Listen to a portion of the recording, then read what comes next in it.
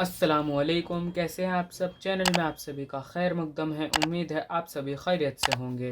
तो नाजरीन, आज हम जानेंगे कि क्या उस कमरे में नमाज़ पढ़ना जायज़ है जिसमें तस्वीरें लगी हों। तो आज हम यही जानेंगे एडवोकेट फैज़ सैयद साहब से। नहीं है अंदर। आइए दूसरे सवाल की तरफ बढ़ते हैं जो पूछा गया था। दूसरा सवाल तो याद रखिए, क्या उस रूम में नमाज़ पढ़ना जायज़ है जहाँ पिक्चर्स लगी हुई हो? तो याद रखिए ऐसे रूम में नमाज़ पढ़ना जहाँ पिक्चर्स लगी है, तो पिक्चर्स का टाइप क्या है उस पे सारी चीज़ें डिपेंड है। अगर पिक्चर से मुराद आपका ये है कि जिसको कहेंगे तस्वीर नहीं, लेकिन सीनरीज़ है, बिल्डिंग या इमारतें बनी हैं, मतलब गैर जिसको कहते हैं नॉन लिविंग बीइंग्स अगर बने हैं, ज़िंदा चीज़ों की अगर तस्वीर नहीं है, तो फिर तो कोई मसला ही नहीं। जैसा बेल-बूटे हैं, इमारतें बनी हैं, कोई तालाब की फ़ोटो है, होता है ना लोग लगाते हैं खूबसूरत सीनरी, उसमें तो कोई मसला नहीं। लेकिन अगर आप ये पिक्चर से मुराद आप ये ले रहे हैं कि इंसानी तस्वीरें हो या जानवर की तस्वीरें हो, तो फिर आप उसके सामने नमाज़ नहीं पढ़ेंगे यहाँ पे।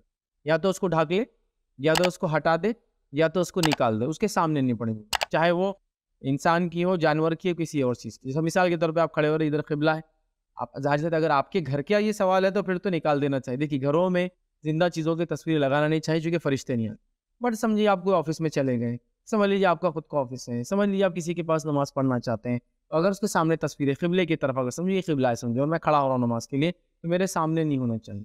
अब सवाल आ रहा है आस-पास रही तो कभी-कभार देखिए मजबूरियाँ होती हैं। जैसे मिसाल के तौर पर आप किसी जगह गए, अब रेलवे स्टेशन है, फलाँ जगह है या वेटिंग रूम है या फ्लाइट में आप जा रहे हो तो लॉन्ज है कोई, ज़ाहिर-सी बात है वहाँ आप बोल नहीं सकते तस्वीरें निकालो मेरे लिए, बहुत मुश्किल होता है। तो आप तो वहाँ तलाश करेंगे कहाँ पढ़ सकता हूँ। तो ये मजबूरी वाली कैफ़ियत है तो आप क्या करें क़िबले तरफ देखें कम से कम कोई तस्वीर ना हो और क़िबले तरफ तस्वीर नहीं तो फिर आप वहाँ पढ़ लें और अगर ऐसा लगा क़िबले तरफ तस्वीर है तो फिर एहतियात करें।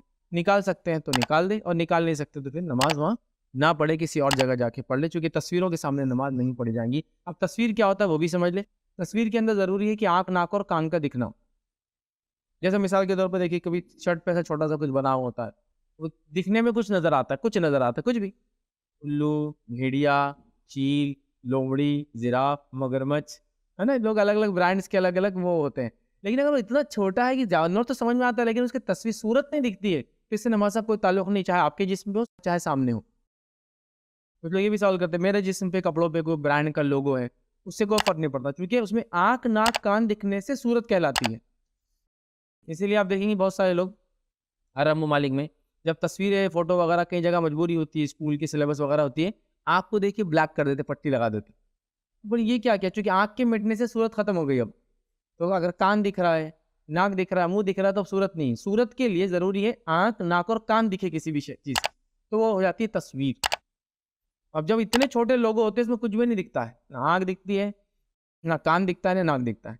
फिर तो ये तो समझ है ना छोटा-छोटा ठीक है दिख रहा है कि वह वो मगरमच्छ जैसा है, जिराफ जैसा है, भालू जैसा है, वो नहीं है लेकिन। ठीक है? तो इसको आप समझना। तो तस्वीर में ये चीज़ें ज़रूर लेकिन अब जैसा कोई स्केच बना हुआ है, स्केच मतलब चील दिख रही है और स्केच समझते हैं ना? आउटलाइन्स बनी हुई है चील जैसी, उससे कोई फ़र्क नहीं पड़ता। क्योंकि वो चील नहीं, क्योंकि स्केच है, समझे ना? ना उसमें आँख है, ना नाक है, बस खाली बॉर्डर लाइन से समझिए। इससे ऐसा लगता है कि फलाँ जानवर है लेकिन यकीनन वो जानवर की ना आँख दिखती है, ना नाक दिखती है, ना कान दिखते हैं, तस्वीर नहीं है। तो बहरहाल वो एक अलग बात है। तो अगर तस्वीरें हैं, तो आप वहाँ ना पढ़ें, हटा सकते हैं तो हटा दें, बाजू रख सकते हैं कम से कम थोड़ी देर के लिए होता है ना कभी कोई आपके दोस्त का घर है, वो कर सकता है आपके लिए इतना कि भाई तस्वीर हटा दो नमाज़ पढ़ना या दूसरा रूम दे दो कम से कम। बहरहाल जो भी है लेकिन तस्वीर के सामने आप ना पढ़ें याद रखें। तो आज के लिए बस इतना ही। वीडियो में आखिर तक बने रहने के लिए आप सभी का बहुत बहुत शुक्रिया। चैनल पर नए हैं, चैनल को सब्सक्राइब करें, बेल नोटिफिकेशन को लाजमी से ऑन करें। तो हम मिलेंगे इंशाल्लाह अगली वीडियो में। जब तक के लिए अल्लाह हाफ़िज़।